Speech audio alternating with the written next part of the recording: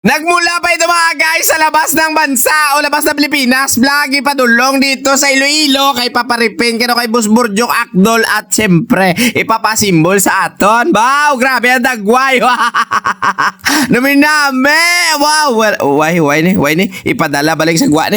Hello, magandang gabi sa inyo mga guys. Wow, gabi na ba to? Nila gidulong ang ilang mga pisa-pisa. Oh, asos grabe. Nabilib gid ko di ba nga guys sa mga pisa-pisa ni Idol. Pero bago yan mga guys, ang bike na ito ay nagmula pa sa labas ng Pilipinas mga guys.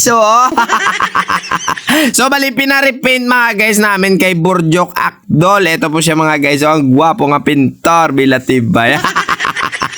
Sa mga naghahanap na magre-repaint ng mga bike ninyo, quality yun nga agi. Asos i-PM nyo lang sa mga guys Burjok Akdol o di kaya Burjok Paintworks, di ba la? Tapos sa mga nagtatanong kung sino ang nag-bike skin, siyempre si Migo Tamarlon Simbahon. Shout out Migo. Ay, ambot na lang gida. So, bago natin mga guys sa simbolon, syempre, nakita rin yung ugasa. Muna na natin yung gulong-gulong niya para magsalpak tayo. Hindi tayo mahuhuyan dyan, no?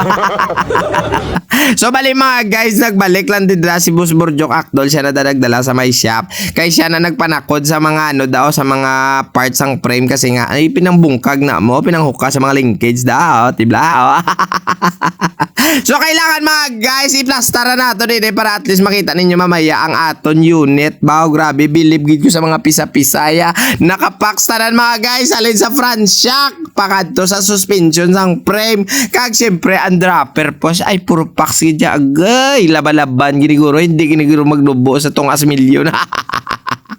Ay, ambot na lang gida. So, padayon tayo mga guys. So, syempre, nagkakabit tayo dito ng shifter preno. Bilib man ko din sa mga preno. Yakay na puro branded gida. Sos, gusto ko tanay pa ila-ila sa inyo. Tinikal ko. Galing kayo doon. No, huya man ko magtinikal. Hindi man tanay kagamit. Di ba?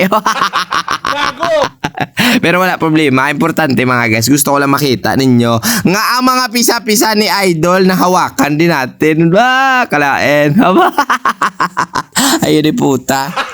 Gago! So, ayan na nga ni mga guys. Finally, nakabit na natin ang crankset niya. Ba, sa mga nagtatanong, SRAM po yan mga guys. Hindi ko na pagkwento sa inyo kung anong model ng SRAM na kaya kabalo ko nga dada mo di ausyuso sa social media. Pati ba naman sinayambot na lang gida. So before natin mga guys, itako na nga ito niya pedal, no? Nga branded niya pedal, amo na sa? Butang na isang washer mga guys. Tapos butang na papadanlog. Para at least safe na safe talaga yung ating crankset. At syempre, hindi na natin padudugayin yan ha. Ikabit na natin ang iyang rear driller mga guys na wala kable. Agay. Kabala mo sa bilis na doon sa kabike. Ayun di puta. Wow! At para makaliso na mga guys ang aton nga crankset kag pinyon, no? Siyempre kita ko na ang iyang chain mga guys. Tapos gisunod na ang iyang dropper post dyan. Oo, hindi na papadugayon. Nabutang taman ang iyang bangko para at least magmukhang bike na siya bala. Tapos siyempre wag natin kalimutan align. Iyon, tanong tako naglapaw bala sa dalo mo sa babaw para at least hindi man magasgasan ang bago repaint. So ayun na nga ni mga guys, finally hanggang dito na lang si Maninoy ninyo kay natapos agad man ang quality tanga bike bagong repaint. So maraming salamat sa lahat ng followers natin. Thank you so much kay Idol, maraming salamat. So lagi tandaan mga guys, ang gwapo nagbabike sa dalan. Yan dapat.